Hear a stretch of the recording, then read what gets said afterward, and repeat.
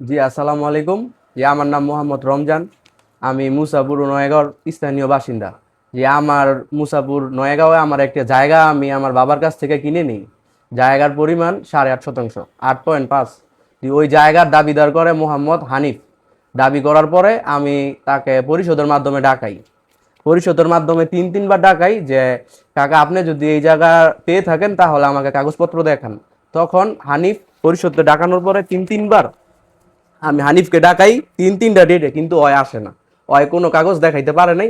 তখন পরিশোধ, আমি ওই জায়গাটা কিনে নিয়েছি, ওই কিনার দলিলটা পরিশোধ আমাকে আমাকে সঠিক মর্মে ঘোষিত করে।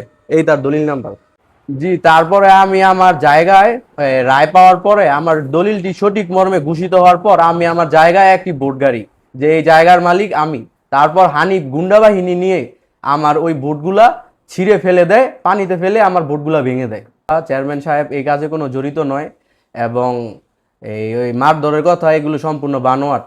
আমি তাদের অনেকভাবে আর্থিক সহযোগিতা করে থাকি। রোজার মাসে চাউল ডাউল যা লাগে আমি সম্পূর্ণ এই হানিফ উতার মার, ওরা আর্থিকভাবে অসচ্ছল না।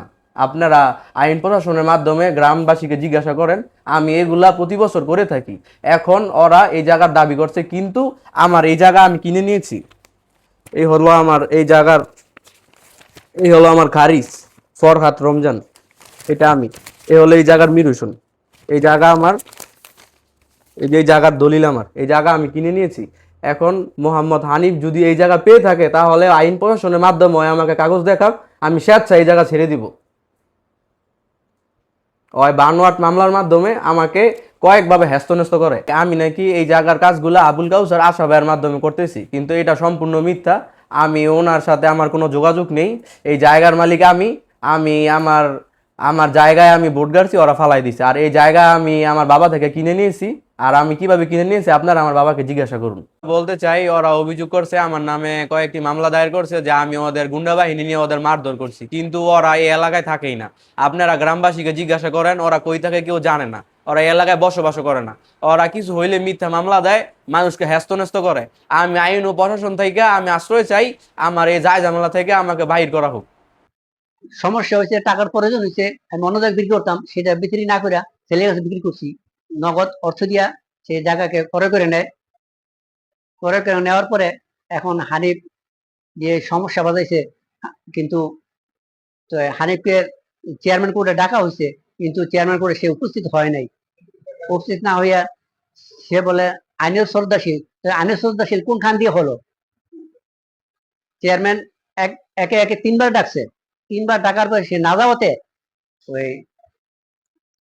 এক পক্ষে আমাদেরকে রায় ঘোষণা করে ভারপ্রাপ্ত চেয়ারম্যান মঞ্জুর আলম। আরেকটা জিনিস, এই যে হেরা যে অভিযোগ করছে এখানে গুন্ডা বাহিনী পাঠাইছে চেয়ারম্যান সাহেব, কিন্তু এটা মিথ্যা বানোয়াট। এটা চেয়ারম্যান সাহেব এটা করতে পারে না। চেয়ারম্যান সাহেব খুব ভালো মানুষ, ভালো মনের মানুষ। উনি সবার প্রতি শ্রদ্ধাশীল এবং সহনশীল। সবাইকে উনি এক চোখে দেখে, কাউকে দু চোখে দেখে না। কালাম সাহেবের ছেলে তো আমাদের সাথে যোগাযোগ নাই, আমরা ওদিকে যাই না, আমরা কোনো রাজনীতি করি না। আমাদের কোনো রাজনীতি করার দরকার হয় না। আমরা সাধারণভাবে চলাফেরা করি, সাধারণভাবে খাই।